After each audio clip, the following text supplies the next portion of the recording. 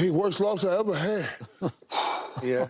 I mean, I said to myself, overmatched. Man, if we sending Tom Brady and Bill Belichick home, people start talking about the staff for Bill Belichick to walk with. I'm just saying. Now here is people wasn't nobody. Here's what the Cowboys do. Here's what you keep talking about, and I'll peek over into tomorrow with you. You keep talking about what's ahead. Yeah. Skip and I are trying to enlighten you, educate you, and edify you. I know those words all sound the same, but they're not. I like that. You know what I mean? I want to lift you up. I want to give you information. Yep. Edification means I'm going to give you some information that will make you better. Information that you get don't always make you better, but edification. I want to help you understand what we got here. We don't worry about playing the big teams. They're going to get up for those games. They're going to get ready for those games. It's the consistency in playing the little teams that we worry about. Or when these people start thinking that they're so great and they're breaking their own elbows, patting themselves on the back, they show up and give us the stinker that we got in Arizona. So you keep talking about tomorrow, fair saying friend, and tomorrow this team. Did you not hear what Dak said? I'm ready to play those guys. Thank you for making me mad. Dak was asking for 24 hours, and you wouldn't even give him those 24 hours. And then you come here and treat me the same way. Give me the 24 hours. But I'll go over there with you, and I'm going to tell you right now, we ain't worried about it. You're not worried about it? No, we ain't worried. We will be focused on that. So we will be focused. And I just told you, we've sanded down the rust. We didn't have any turnovers. We didn't have any issues stopping the run. And we solidified Trayvon Diggs. I mean, he's not Trayvon Diggs, but we solidified it. You got those issues cleared up before you go see this big bad monster, San Francisco 49. Yeah, and Skip, you like that touchdown from C.D. Lamb on the fade route at the bottom of the corner of the end zone. 10-3 right? Dallas. Can we see it right now, please? This is a sweet throw. Sweet throw, right? That's the number 9 corner who's really a safety in Miles Bryant. I got it. Yeah, no, I want you to get it, though. He's smoking. Because when Michael started talking about you ready, that ain't Travis Ward. That ain't Diamador Lenore. Fair enough. All I'm saying is slow it down. That's a safety, Michael. That is a safety in Miles Bryant. That is not a corner. Just, I hate to sound like the bad news bear, man, but I want my guys to slow it down. By the way, allow me to say that my man Michael Irvin, that the great T.D. Jakes has never been more eloquent and powerful than this man has been this morning as he preaches to you about what really did happen yesterday when, by the way, our Dallas Cowboys took the NFL lead in turnover differential. We're now +9. That's the most telling stat in all of pro football. It tells the tale, even after 4 games. Yeah, we're only 3-1, but it shows you we are a dominating football team because now we're tied for second in takeaways. But to Michael's point, that the best number of the day was that big 0 that Dak put up. Absolutely. Big 0 the team put up. We did not lose the football. And against the great, now, Skip, make sure you tell them, this is against the greatest defensive coordinator to ever set foot on this ground that we call I'll buy that. That's who he is. Yep. Y'all two dudes so slick with the words y'all come out of y'all mouth. Now all of a sudden he the greatest defensive coordinator there ever was. I'll give you it now. couldn't name one person on that defense right now except Matt Judon, man. Stop. Okay? Stop it, Michael. God. But I understand, Skip. It's your team. It's time for somebody up here to be an objective Cowboy fan. And I'm going to do this because I keep bringing it up every week. We do have an Achilles heel or feel, and it starts with our head coach now calling our plays. And we have missed Kellen Moore when we get inside the 20-yard line because in the red zone, we are now 4 for our last 15 trips in there. Last year, we led the league, led the whole NFL in touchdown percentage in the red zone. 71% of the time we were in the red zone, we scored a touchdown. Now we rank 30th in percentage of touchdowns scored inside the red zone. And I'm going to show you quickly a couple of those unfortunate trips into the red zone because they were nightmares to me. And it was the first time down there, if we could see the first 3 plays, Dak throws long to CD, just airmailed him. And then I don't know what this was. I don't know. And he some shovel pass to Jake Ferguson that goes nowhere, and then, whoops, we run into each other. Okay, come on. Come on. It looks like they run plays that they've never practiced before. That one there, somebody went the wrong way. I would bet it was Pollard that went the wrong way. Probably. I would bet that. All right. And then let's look at the other soiree inside the red zone, which left me on the floor rolling around. We go nowhere. That's from the 14. We go nowhere fast. And then Dak drops back and throws it into the flat, and it's completely covered, and it's going nowhere. And then what is this? What is that? Dak, you just can't. You just can't. Not in there. You can't do that. So we go 1 for 4, 4 of the last 15. If we go to San Francisco and we go 4 or 5 times in the red zone and come away with 1 touchdown, we'll lose. It's just as simple as that.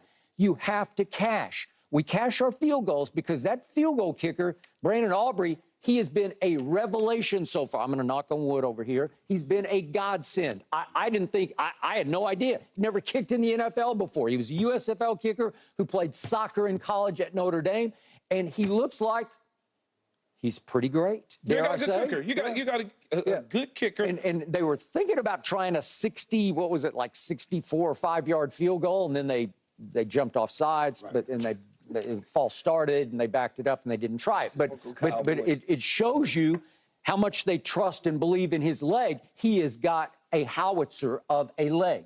So we've got that covered. If we can just score in the red zone, and it's a combination of McCarthy and Dak, and just confidence. They've lost all their confidence clearly in the red zone.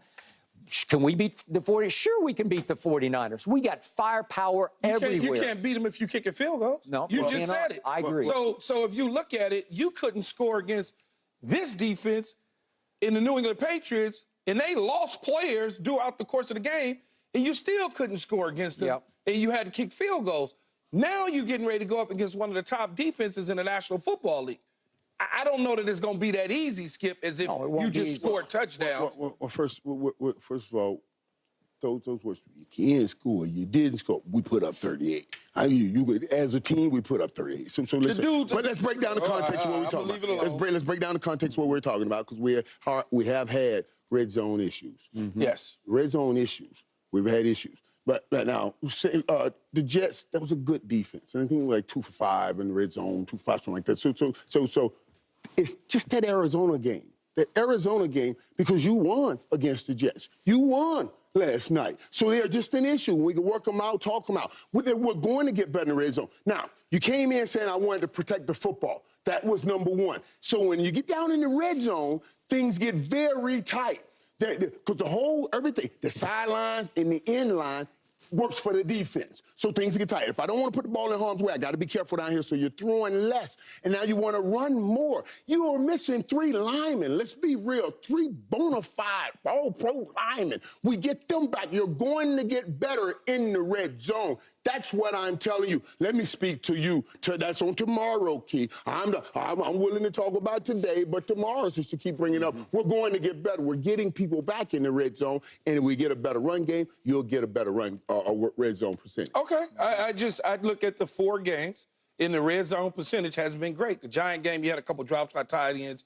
It was the rain. It was whatever. Then the Jets, they didn't do much there. Then obviously you lose to Arizona, in a shocker to everybody's system because Trayvon Diggs was going to stop everybody in the run game. I get it, whatever. Oh, God. And then last week or yesterday, you took care of business against an inferior opponent in the New England Patriots. I mean, come on. Come on, you picked them.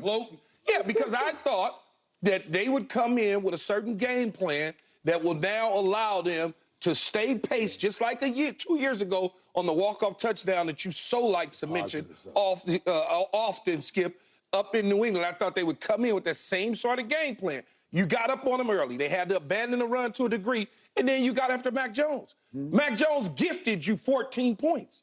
He gift-wrapped, gave them to you.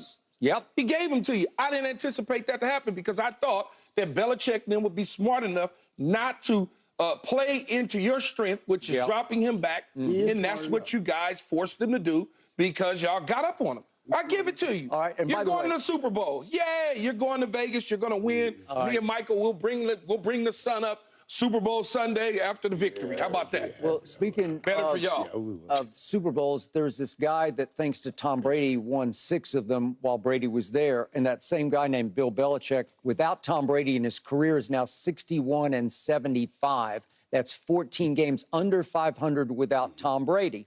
Mac Jones, Tom Brady, you can see, okay. Oh, yeah. So if I'm Robert Kraft, this morning I'm sitting back saying, I don't know, maybe I should start thinking about the future here because 38-3 at Dallas, and you're sticking with Mac Jones, he's my number one, okay? Are you sure, Robert Kraft, that Bill Belichick hasn't seen his better days? Are you sure he's not getting exposed as your head coach and your personnel director because he buys all of his own groceries?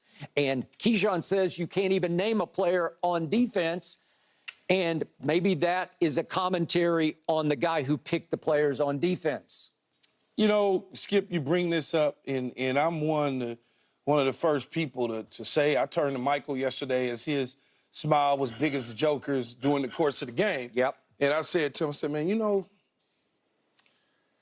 it might be time for Bill to say, I don't want to deal with this anymore. Because, you know, he's a little older and you keep trying to reinvent the wheel. That may be the case, but he has the right, based on everything that he's done, to make that decision. Right. And I think Mr. Kraft knows that. All right. It's not about 4 games in, we need to start looking somewhere else.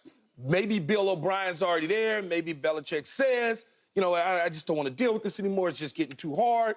Let some younger guy take over and deal with the situation. I don't know that. I'm just looking at his expressions on his face. Boy, and it's hard to see him like this. It's hard to see buy him. that. Yeah, it's hard to see him. Yeah, I agree. But I don't, you're not running Bill out. Bill has earned the right to go out how he wants to go out. Absolutely. Or if he wants to go upstairs. Upstairs. The whole thing that we think about that key, I don't know who would want to come in as a head coach with Bill Belichick hovering over you upstairs. You know what I'm saying? With that guy and everything you're doing is already going to be measured to him anyway, but him hovering over you. One last thing I want to say on that game, Bill has always been known to take away your greatest asset and make you work on other assets or make those other assets your liability. He did take CD away. He took him away. Jake Ferguson showed up. That's perfect. And we're looking for other people to raise your hand and say, I want to be the man too. Jake, I appreciate it. That was a point that needed to be made. 7 for 7. Thank you. Jake for standing up. So, Keyshawn, we crushed the Giants. We crushed the Jets. We did not show up in Arizona, and then we annihilated Bill Belichick on to San Francisco. And we're only a 3.5-point dog at San Francisco. I was a little surprised by that. I love you skipping them. You brought it up in my mind, and I know we got to get the commercial break, but I don't even know the combined win total of those teams that you just crushed. I don't even. Is it less than 5? Hey, Skip did it. You crush who's on your schedule. You do. We But crushed them. I want to caution you again. I don't need any caution. Slow down. You're going to play the 49ers. They are loaded. We are not a desert mirage. Yesterday. We rose like the Phoenix in Phoenix. Did you see Kristen McCaffrey? That's all I'm asking. They are loaded. That's all I'm asking. They are They're loaded. Did really you see good. them? They So really are are. we. Okay. They really All right, are. up next. Did Sauce Gardner and the Jets get hosed on that defensive holding penalty? Yes, we're going to discuss.